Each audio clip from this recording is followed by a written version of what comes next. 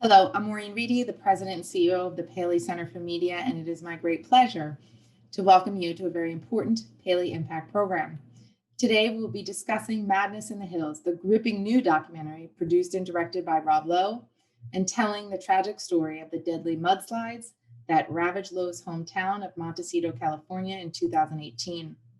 This event could not be more timely, as record wildfires in the West have been a constant presence on television and social media, reminding us all of the media's vital role in educating and informing the public to make an impact on the issue of global climate change. Today, we welcome the creative team of Madness in the Hills, along with experts and advocates to share their personal experiences and insights.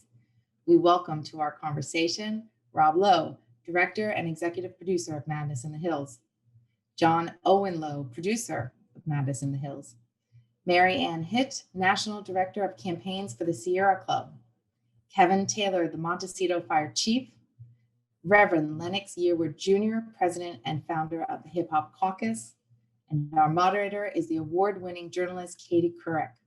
Before we start the program, a housekeeping note that if you are tweeting, our hashtag on Twitter is PaleyIMPACT.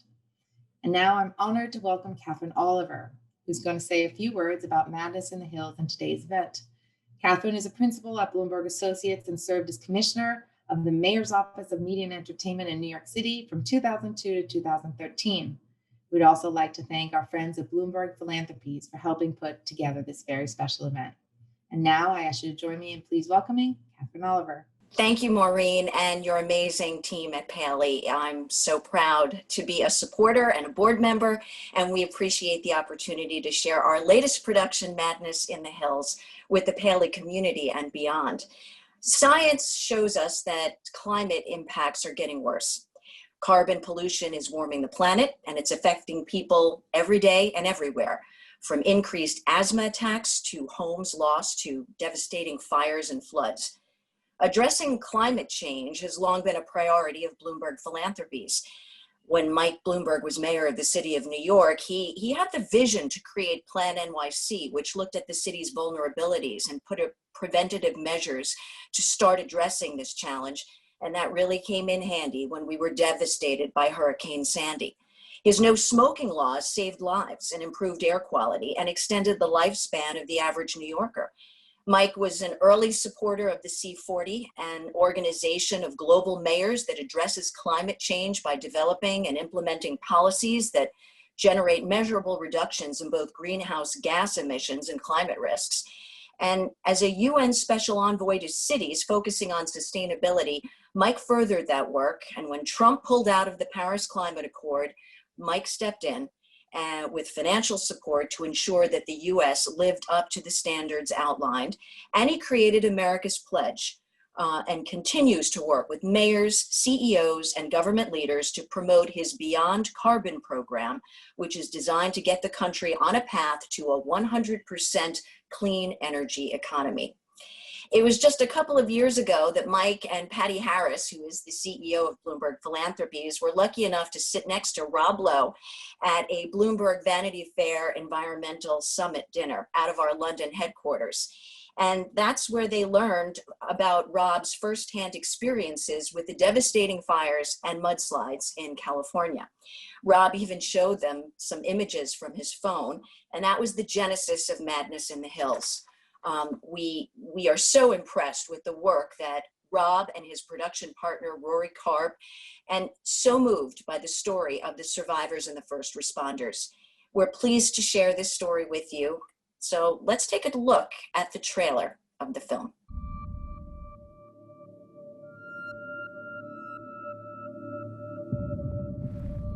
I thought I understood the unrelenting power of nature, but I had no idea until it hit home. Give me the worst case scenario. And they said, well, the entire mountain could come down and go to the 101 highway. In my mind, I go, that's crazy talk. And that's exactly what happened.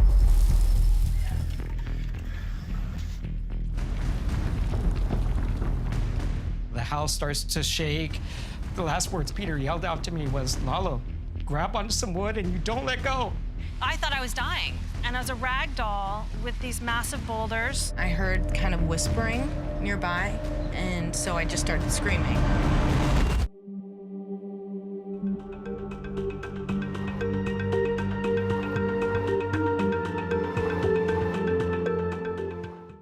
To lead us through a conversation with Rob and some of the other folks impacted by madness in the hills, it is with great pleasure that I introduce a friend of Bloomberg Philanthropies, someone we greatly admire and respect, Katie Couric. We're so grateful to have you here with us today. Katie, over to you.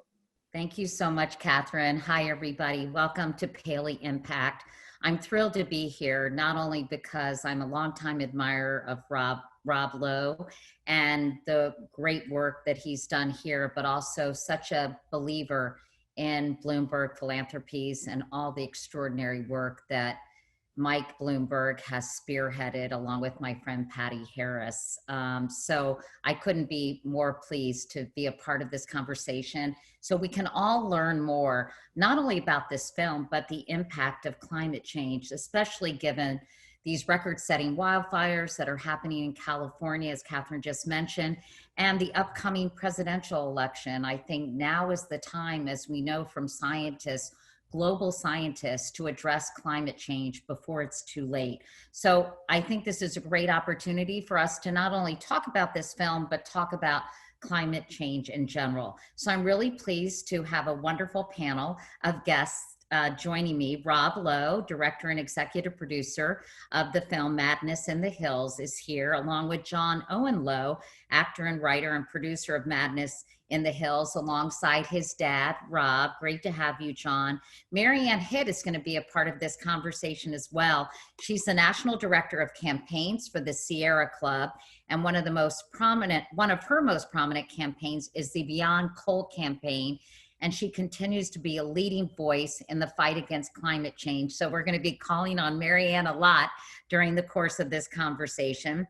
Kevin Taylor is here. He is the fire chief of Montecito. He led his community through the Thomas Fire in 2017 and the mudslides that followed in 2018. So he joins us, and we greatly appreciate it because it's really during this ongoing fire crisis that California is experiencing. And finally, Reverend Lennox Yearwood Jr. Reverend Yearwood is a climate activist and president and founder of the Hip Hop Caucus.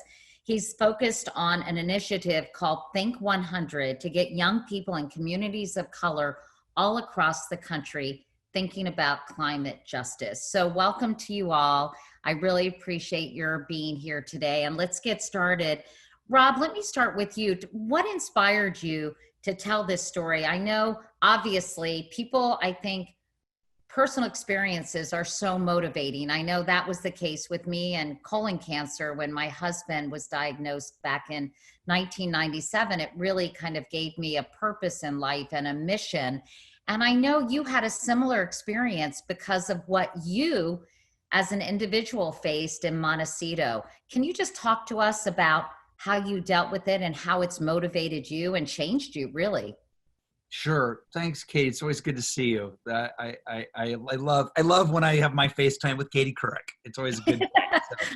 So thank you. And Katherine Oliver at Bloomberg, and Kevin Taylor down the street at the firehouse. And I'm happy to be with you all. But, you know, to me, it's that old cliche of you never think it's going to happen until it happens to you, really.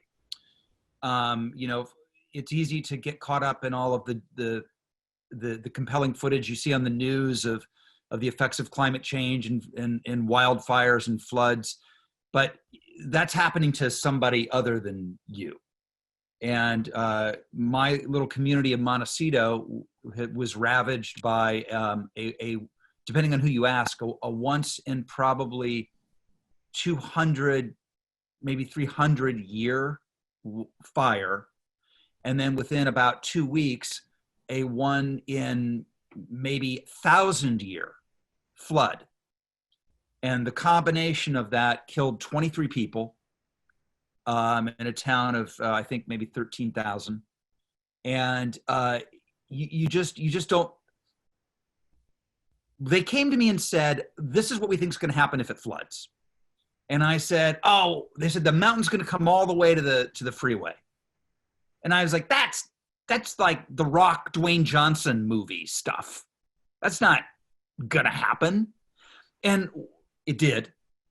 And what my takeaway among others is, you cannot comprehend the savagery of what is possible until it's too late. And I wanted to do something that could start that conversation, because it's not a matter of our politics. I really don't think. It's our lack of imagination. And I think that people cannot imagine what we are facing if we don't get our house in order. And to the extent that I could do that through a story of my neighbors' survival and resilience in the face of tremendous loss, that was sort of the goal. And we'll talk in a minute, Rob, about your views on climate change prior to this disaster and how it really altered your perspective. But first, I wanted to ask your son, John. John, I mean, it must have been just harrowing for you to witness what happened. Of course, in the film, I mean, a picture says that tells 1,000 words, and it's hard to even describe without seeing the video and seeing the photographs of the devastation. But just on a personal level for you, what was that experience like? Well, I think my dad touched on it partially, in that when you see footage or photos of devastation from nature, it's always somewhat shocking, no matter what the circumstances are for you. But when it's your friend's house that you can picture places you used to go to that are completely leveled, don't exist anymore, or a place you've spent your entire childhood at, streets that you're familiar with, just gone, completely gone. And even homes and locations where you had close friends or people you were familiar with that were affected or lost their lives. It's one of those situations, like my dad was saying, where it's selfishly, I think you just always think it's not going to happen to me, or I won't be directly affected. And I think that's maybe a human condition, to just, you take in these wild experiences through the news, and you go like, wow, that's really insane. And I feel for those people, but it's really a different level of experience and emotions when it's not just happening to you and people you're close to, but it's so much more wildly devastating than you really can even comprehend. So yeah, I mean, it was tough. Honestly, it was tough to come back to Santa Barbara for a while, because I was at school in Northern California when it happened, and my parents, they were aware of this, but I didn't come back a lot or frequently or soon after, because it was, I mean, it's difficult to come back and see your hometown just completely ravaged, for sure. I'm sure. And storytelling can be so cathartic and healing in a way, although there's no such thing as closure when it involves, personal loss and tragedy. But Rob, was it helpful for you and for John to turn this into a film and to give people a place to share their feelings? And honestly, I find in my work kind of validate the lives lost. And I'm sure that watching the film, that you gave survivors an opportunity to really share their stories, which must have been useful for them. But was it also helpful to your family? Well, it was. And, Johnny, one of the families that lost their lives were Johnny's, good high school friend, the Montgomerys. So the father and the daughter are both killed the night before she was going back to college. Our realtor, a longtime realtor, sold all of our houses. She passed away, and I've started a relationship and kept it up with Mrs. Canton, Kim Canton, who's in the movie. She lost her son Jack. He's one of the two people who've never been found. And we search every month for Jack still. And we don't know if we'll ever find him. We have a sense of maybe where he might be. I'd never met Jack or Kim before I made the documentary, but my heart was so broken but also so inspired by a mother's search for her son, even this many years later. I wanted to help in any, and here's the thing that's weird about it, Katie, is when we meet, and we're trudging through mud and debris fields and, through poison oak and digging in mud. And sometimes we'll find articles of clothing from their house still. Or I found her dead husband's poker chips. It's not morbid. It sort of makes you well up and you feel good about it. I know that sounds insane, but it does. And I think it's about, this happens whether it's in Santa Barbara, Montecito, or Northern California, Napa as we speak. These are real people. They play poker, they laugh, they have jobs, they lose jobs, they get jobs, they have kids, they have marriage. All those that minutia just brings it to you on a human level, because I think sometimes it's so hard to relate to it on a global one. And I think that people really appreciate the fact that they have a place that they can talk about their loved ones and, the importance of their lives and the lives lost. I was going to ask Chief Taylor about this. Obviously, as Rob and Johnny said, this is a small community, Montecito, and these mudslides must have had an extraordinary impact on all the people living there. Can you talk about the response to what happened? And also, I know Rob and Johnny's focused on some of the first responders, how they were able to deal with this just on a human level, Chief. Yeah, thanks very much, Katie. I'll start with the second part of your question, and that is, how are all the first responders doing after this incredible event? And I can tell you that they're all doing exceptionally well, but that's not by accident. The organization has spent an incredible amount of time, energy, and effort to take care of each one of those very, very valuable responders through peer support programs, professional counseling programs, a wonderful program that we have in Santa Barbara County called At Ease that offers mental health services to them on a confidential basis. And I'm happy to report that all the firefighters that worked for us the day of the event are still very happily employed here and not having any problems. And that's really a big deal nowadays as we focus on firefighter and police officer mental health and safety. Relative to the community, as you can imagine, and as Rob and Johnny kind of described, it was a devastating event. So the community had suffered through 2 weeks of the Thomas fire, so starting on December 4th and kind of culminating on December 20th, where they were out of their homes, weren't allowed back. And then, of course, on Saturday, December 16th, under a sundowner condition, the fire made a very strong push into the community.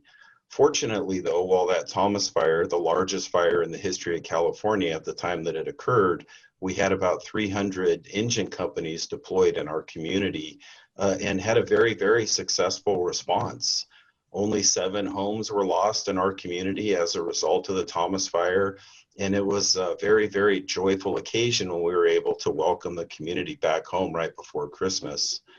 However, on December 26th, our organization, the fire department, started planning for the potential debris flow, as we're all aware of the fire flood cycle that's so prevalent here in California.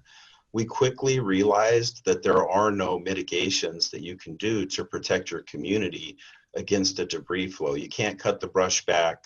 You can't harden the house.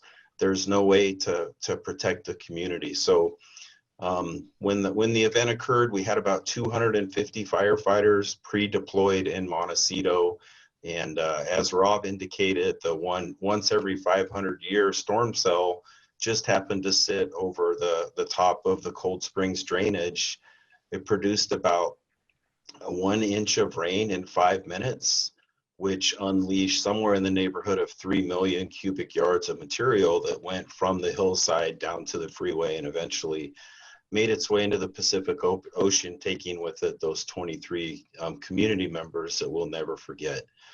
The community, though, quickly came together to help each other and bounce back. And probably the silver lining, if there is one in this story, is the resiliency that our community has demonstrated since the event. Much more a very, very friendly community, a neighbor helping neighbor community. And before the event, I would not have necessarily described it as that, right? It's the American Riviera, lots of hedges, not a lot of neighbor to neighbor communication. So from a silver lining standpoint, I would say that our community is very, very friendly, helps each other without being asked, and very interested in being a resilient community. Marianne and Reverend Yearwood, I want to kind of take a more macrocosmic look at what happened in Montecito. And Marianne, of course, you have so much expertise. We heard Chief Taylor talk about the fire flood cycle. And my hope is that this film will be used as a springboard to really dig into that cycle and what happens and the interconnectivity of all these events that are really making climate change such an incredibly urgent issue right now. So can you just give us almost, Marianne, a climate change 101 on this cycle and how everything is set up for one disaster to lead to another?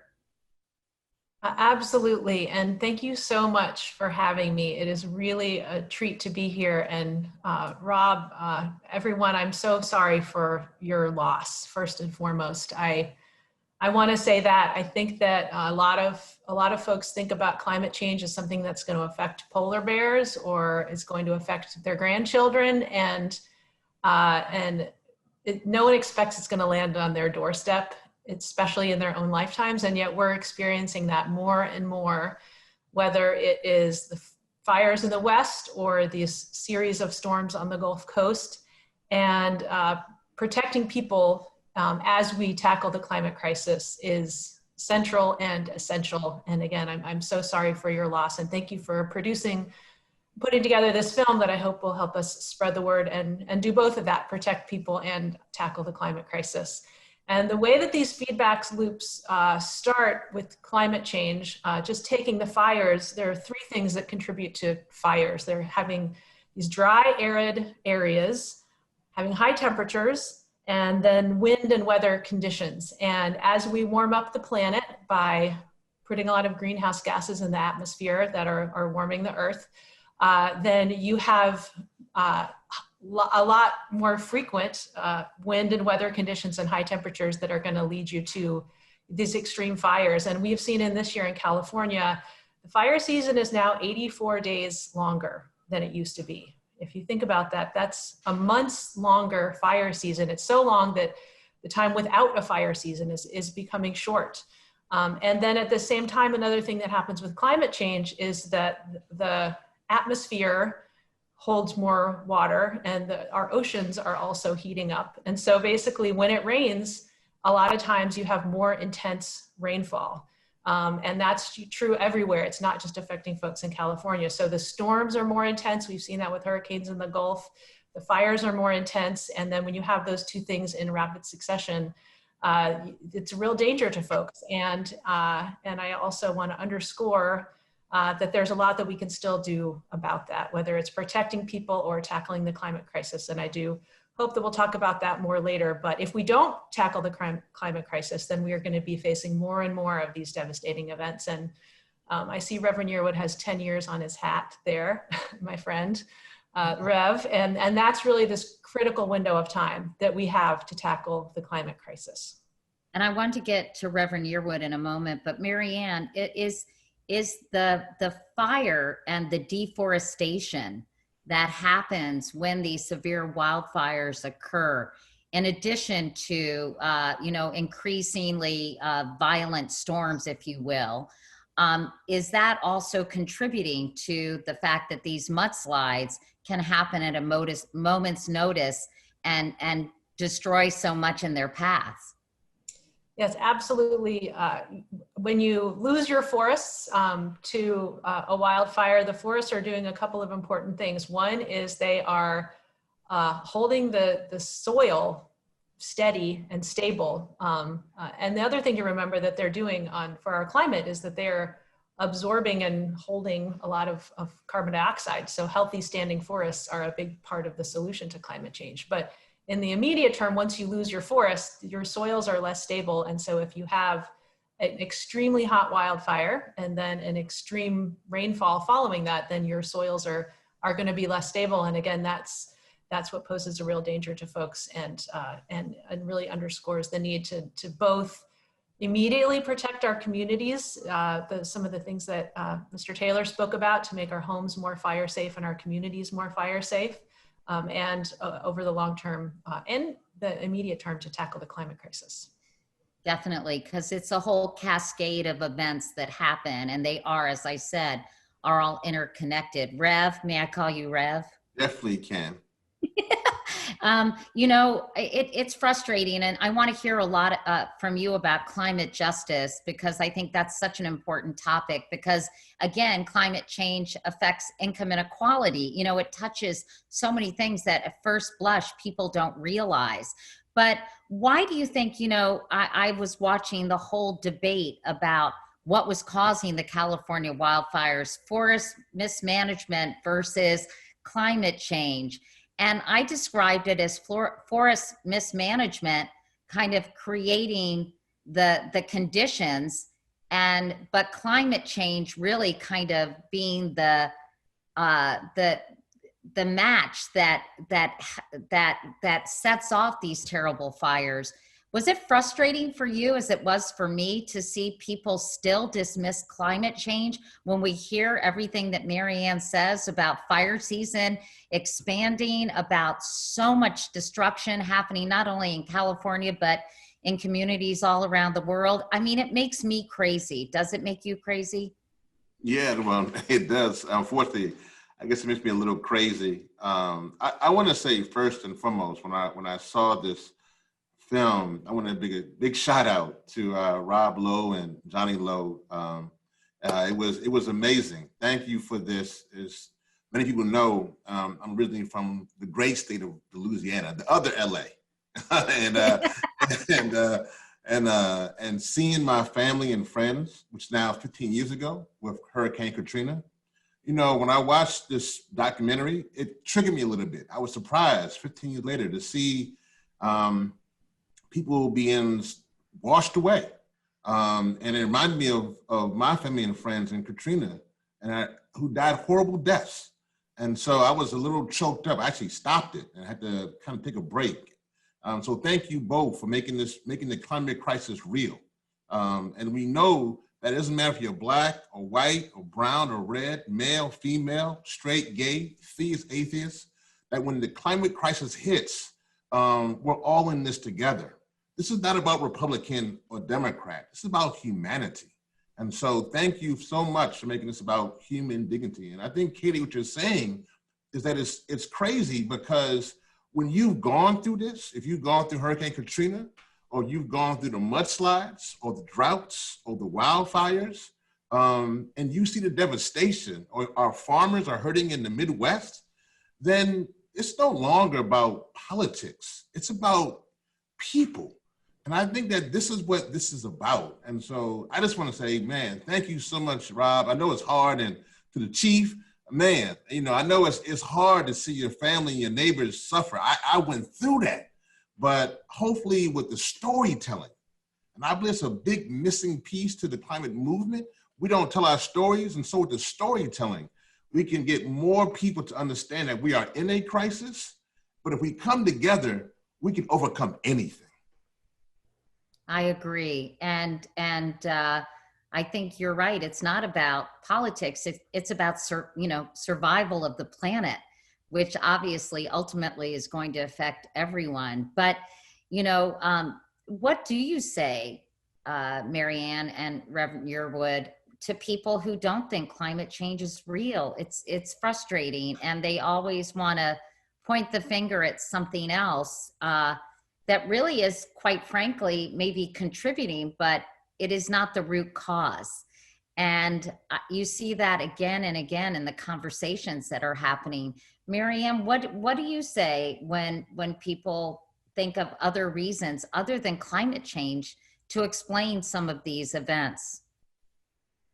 Well, the good news is that the polling is consistently showing that the vast majority of Americans are connecting the dots. And so there are fewer and fewer of those folks that are still out there to be persuaded. I think one thing that's important to remember is the same polluters that are contributing to the climate crisis are also affecting people's lives in a lot of other ways. The coal and oil and gas we're burning is contributing to high rates of asthma, especially in Black and brown communities. Some folks have had coal ash spills or oil spills in their rivers or on their beaches. And lots of folks have had some sort of a personal experience of fossil fuel pollution that sometimes is a place to start a conversation, a place to start connecting the dots. I think another place to start connecting the dots is around environmental justice. I think Rev can talk about this more eloquently than I can, but I think we've all seen with the COVID crisis that there's higher rates of death in Black and brown communities because those folks have lived with chronic pollution for decades, and that's a problem that we can solve as we solve the climate crisis.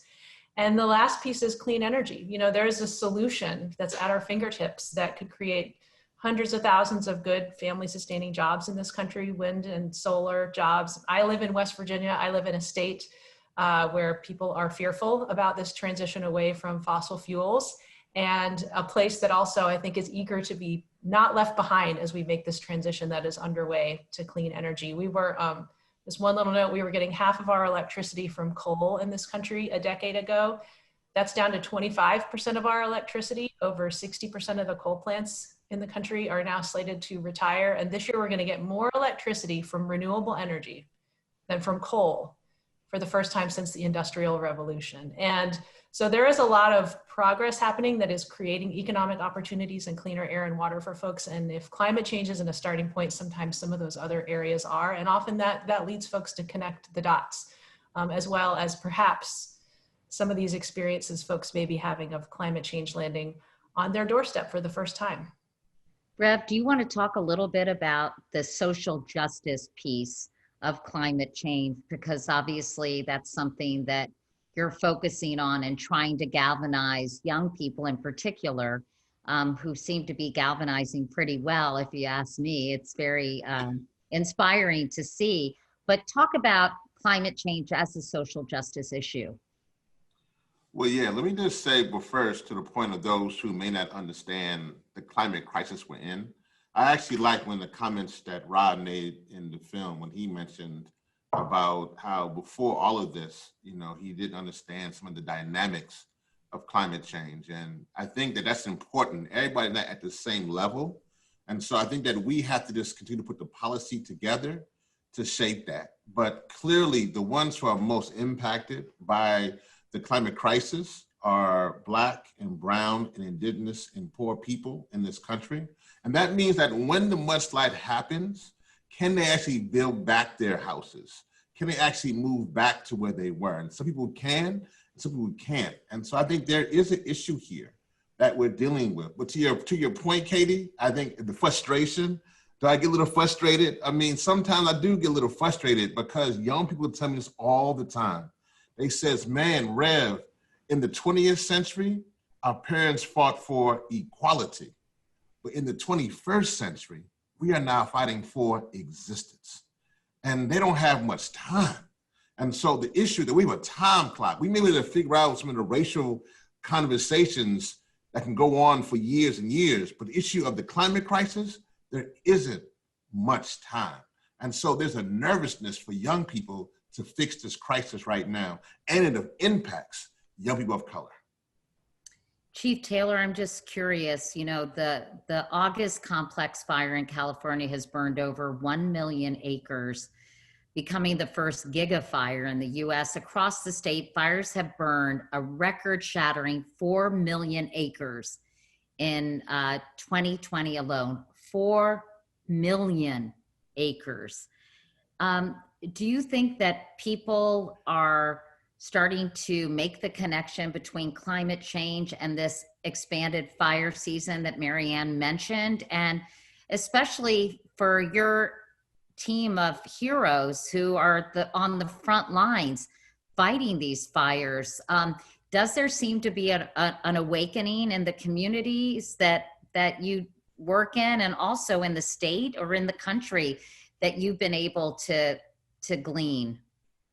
Yeah, I think absolutely, Katie. So I think that the state of California has definitely connected the dots, and our community here in Montecito for sure has connected the dots between these longer days that are hotter with more infrequent rain. But as Marianne said, when it does rain, it's of much greater intensity over a shorter duration and lower humidities. And all those things together are what make these fires so large and so uncontrollable. And I think that we really started, our business, firefighters, really started to notice that around 2003, when we first started to have mega fires. When you look at the historical record in California in 2007, the previous busiest fire season on record, a total of 1 million acres was burned. Just the August complex itself, as you mentioned, has burned 1 million acres this fire season, and a total in California of greater than 4 million acres. That is absolutely astounding. It's well beyond our business's capability to respond to or control. And it's very, very, very difficult. The speed in which the fires are moving, the consumption, the number of acres consumed per minute presents a very significant challenge for moving community members out of the way of the fire. The things that you saw in the campfire up in Paradise and other similar experiences. So I guess the simple answer to your question is yes, absolutely. The dots are being connected. I want to ask us a question about the mudslides, because in the case of many of the victims, Marianne, and this is an interesting question, and I want to read it so I get it correct. There's an active suit between the victims' families and the utility company. And the victims' families lay blame with the utility company. The utility company is blaming climate change. So who should be held accountable? And I imagine we're going to see, sadly, even if we take steps now, we're going to see more of these situations in the future. And, you know, who is accountable, Marianne, other than all of us?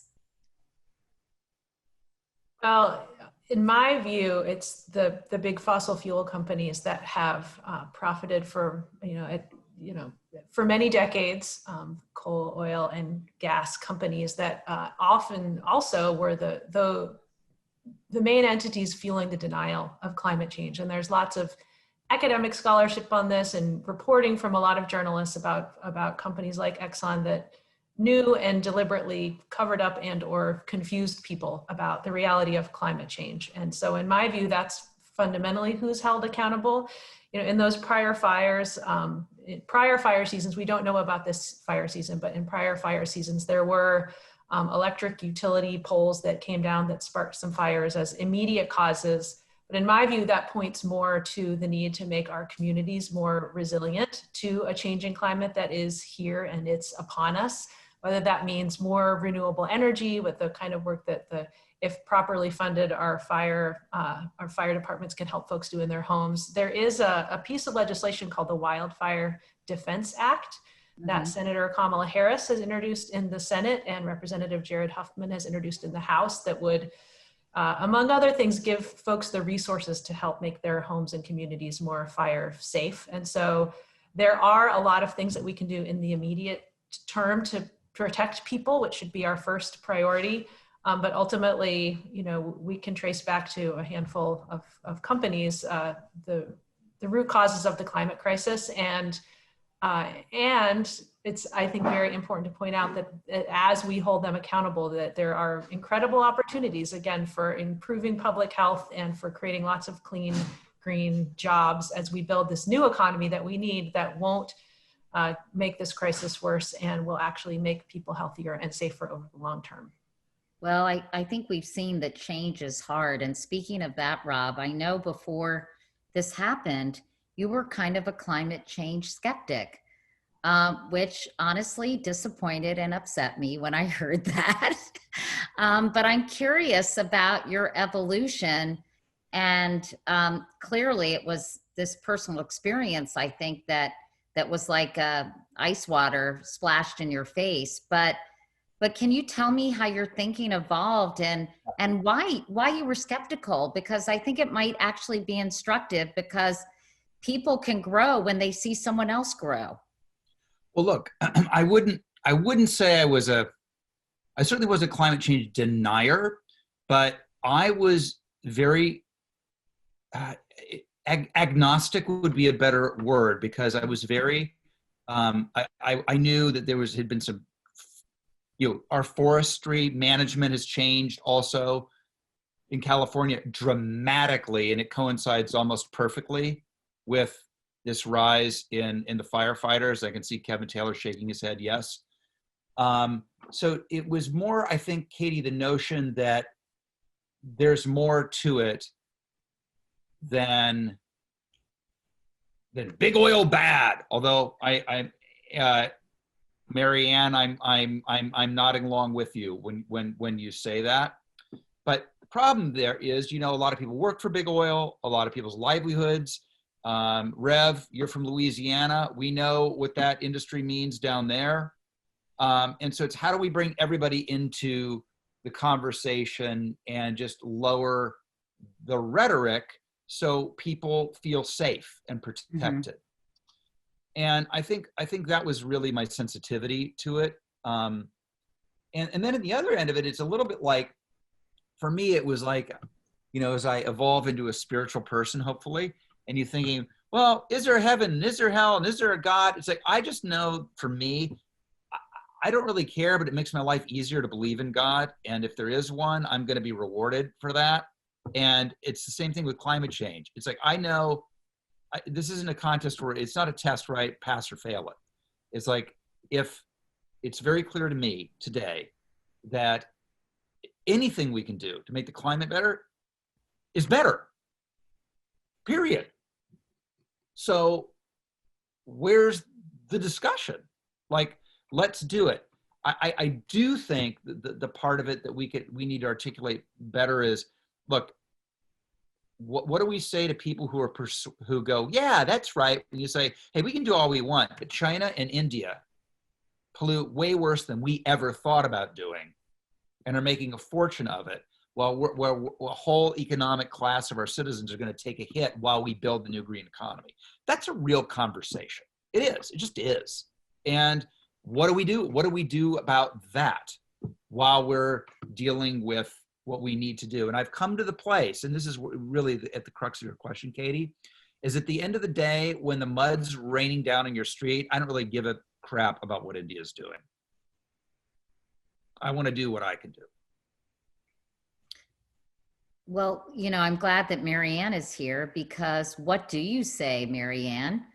And I think there is that balance. And that's why I so appreciated you saying you live in West Virginia, and West Virginians don't want to be left out of this transition. Unfortunately, our country is so polarized, it becomes a black and white issue when it really should be a gray issue. How we help and how we make a transition, bring people along, not leave people out in the cold, as many people feel globalization did.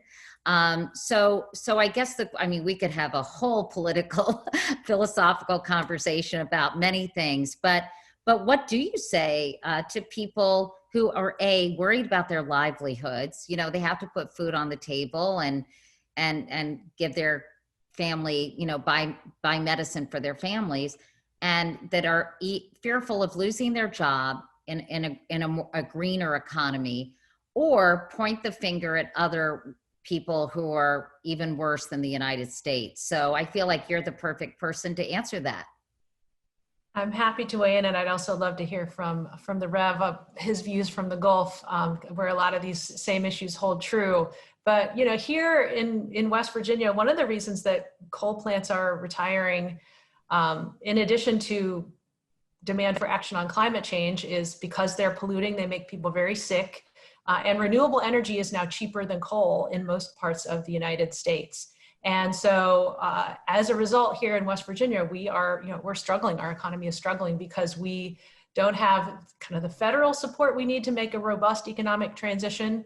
And that is a really important piece of the puzzle. And at the same time, it can be different. We can have a plan, we can have leadership, we can create a transition to the kind of economy that cleans up our air and our water and addresses the climate crisis without leaving people behind. And as a West Virginian, I know how much people sacrificed to power this country for generations, their health, their lives, their water, and we need to honor that sacrifice. And I think the way we honor that sacrifice is by building a sustainable economy that can sustain the generations and not continuing to make false promises about coal coming back when that's just not really the path forward in the 21st century. And I think that if we had the right leadership, I think all of the technologies are out there, the opportunities are out there to, again, clean up abandoned mine sites, build wind and solar panels, make communities more climate resilient. There's plenty of work to do. And I think folks who are eager to do that work, and it is really important we don't leave people behind in this transition. Retrain people for some of these green jobs too, Marianne. Is that happening in West Virginia where people are being trained so that they can make the transition and not worry about their livelihoods? I am actually on the board of a wonderful company called Solar Holler that is training folks from the West Virginia coal fields to become solar installers, and is one of the biggest solar installers now in West Virginia. But that's a very much up by the bootstraps entrepreneurial effort that could grow a lot bigger if it had the kind of federal support that we could get if we had support at that national level. But there's definitely a lot happening, and it could grow. And to your other question about when people point to China and India, one of the things that I would offer there is that we have the opportunity to lead here, as we have done in this country for decades. And we have the opportunity to both get our own house in order and to lead the economic, technological, kind of social progress that I think other countries will follow, because the climate crisis and the pollution crisis is on their doorstep too. And it is in our own self-interest to lead this, as well as something that I think if we don't lead, we'll be left behind, and we don't want that either. Rev, what about you? I mean, how do you get the point across that it's not an either or situation, that climate change, in fact, affects all of us, and it doesn't have to be this hyper partisan issue that unfortunately it has become?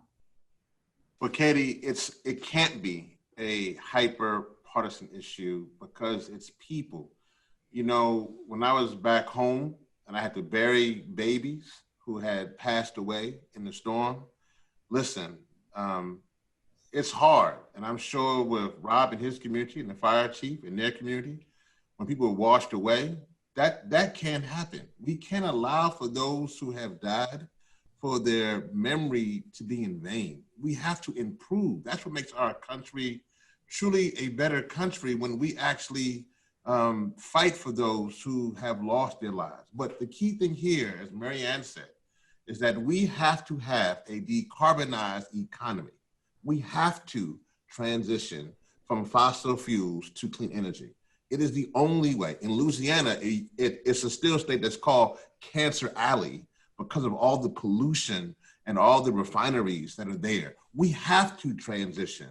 But the only way that we can transition to a decarbonized economy and succeed is that we have to also deal with the structural changes in our society that we've had for centuries that have held us back, like systemic racism, like economic inequality, poverty. We have to deal with that. So if we can deal with both poverty and pollution at the same time, we can be successful. That's why this moment is so important. We can succeed if we come together. And that's the only way we can make this happen.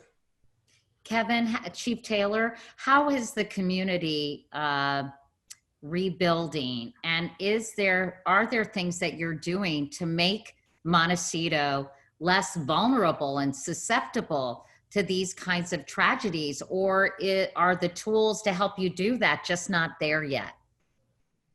Well, so the community rebuilding is coming along wonderfully. While there are still several vacant lots where the homes were destroyed by the debris flow, all of our community's infrastructure has been put back in place. So the roads, bridges, power lines, sewer lines, water lines, those have all been replaced, and about 95% of the community that was impacted is actually back in their home or back at the same location that their former home was.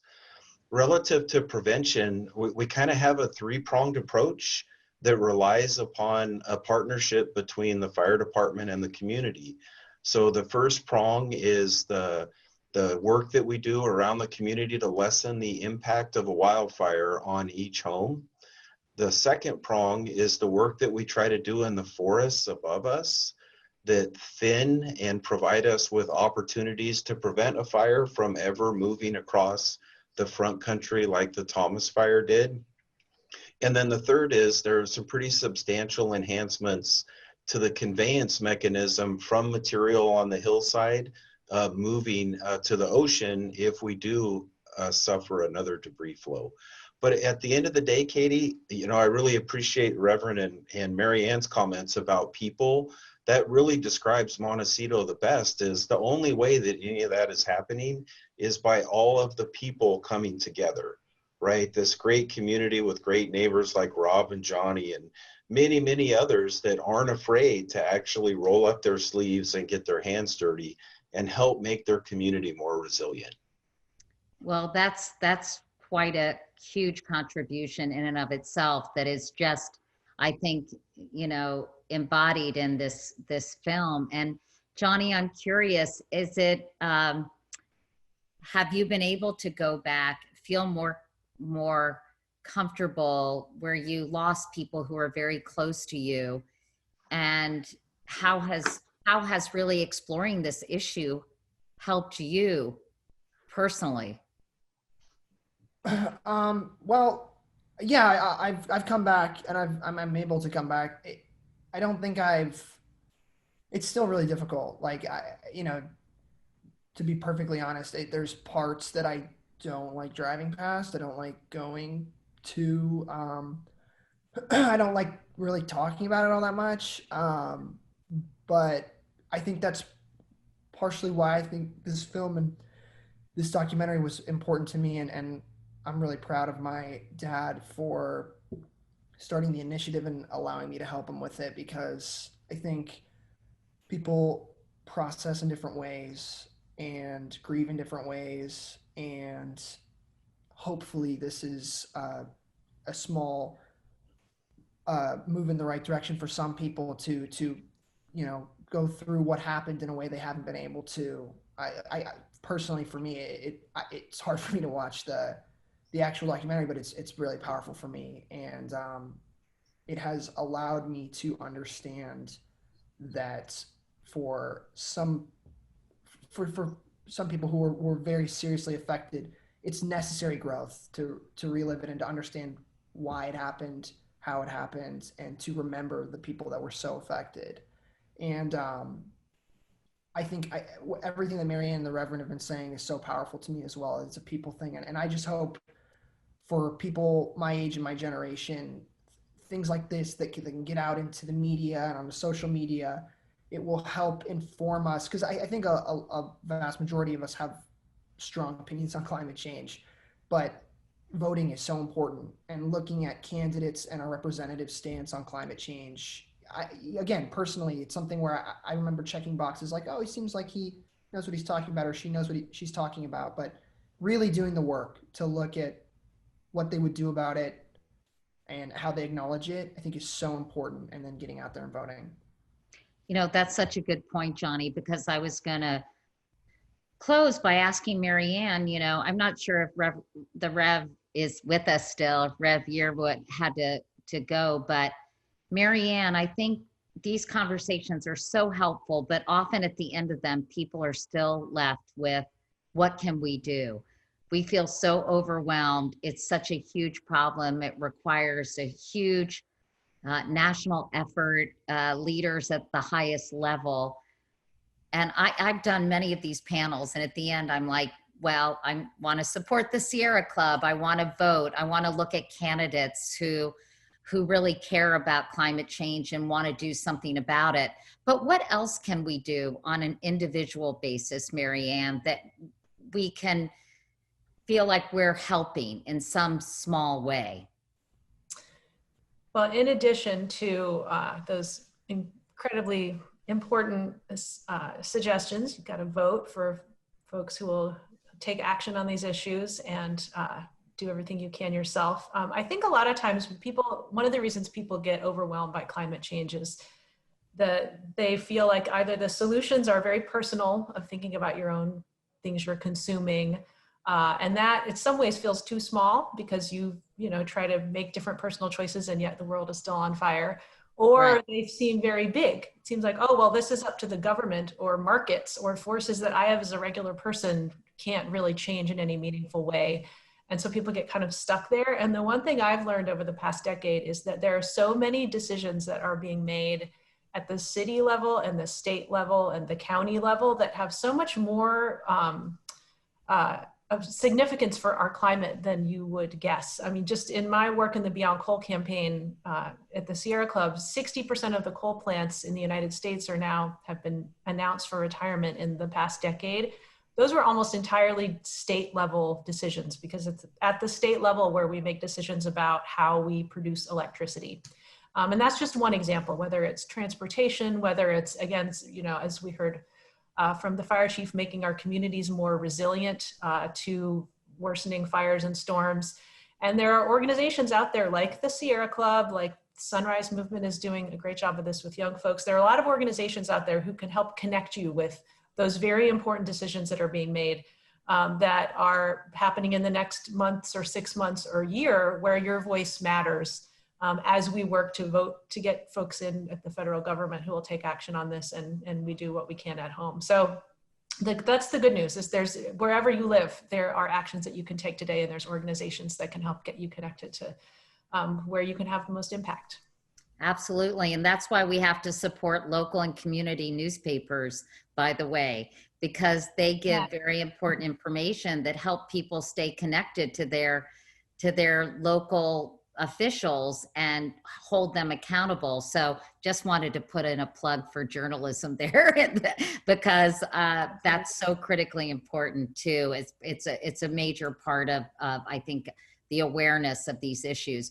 Rob, before we go, would you like to give us any closing thoughts on kind of making this film and what you hope to accomplish? Well, I'm glad that people are seeing it. All of us worked really, really hard on it. I'm grateful that it's going to be on Peacock, and I'm grateful that Katherine Oliver and this honestly started when I really had a moment with Mr. Bloomberg, and I told him what had happened, and I started showing him pictures, and he said the words that like kind of was my aha moment. He said, yeah, everybody thinks it's in the headlines until it happens in their backyard. And I knew then that I was going to make this movie. And I just want to thank everybody for showing up to support the story of these 23 people who lost their lives, who we remember, to the first responders like Kevin Taylor and all the men and women that work not only in Montecito Fire Department, but in Santa Barbara Fire Department and all the fire departments across the country. I'm honored to be able to play them on a shameless plug for my new show, 911 Lone Star. Thank you. I play a fireman. Thank you. But in all seriousness, I feel really good every day to be able to dramatize real heroes on television, as opposed to just people who wear a cape and a mask. Kevin, you and what your folks do every day, you're largely unsung until it gets into the newspapers, and but every day you're still doing that great work, and we appreciate you, and I'm glad to play somebody like you on television. So, but thank you all for being a part of this, and thank you all for watching, and hopefully everybody will look at themselves and see what they can do to help move the country in the way that we need to in the world. Well, Rob, thank you so much for being a part of this conversation. Johnny, thank you. Now I'm calling you Johnny. I started with John, but now we're like this, so I'll call you Johnny too. Mary Ann Hitt from the Sierra Club, thank you for all the work you do every single day for, to bring attention to this important issue. Chief Kevin Taylor of the Montecito Fire Department, thanks to you as well, and also Reverend Lennox Yearwood, who is the founder of the Hip Hop Caucus. I really enjoyed our conversation. Thank you all so much for being a part of it. Thank you for everyone who is joining us for this Paley Impact, and be sure to support the Paley Center. Consider becoming a Paley member. If you're interested in doing that, you can visit the Paley Center or PaleyCenter.org. Thanks again, everybody, and have a great week. And don't forget, vote on November 3rd.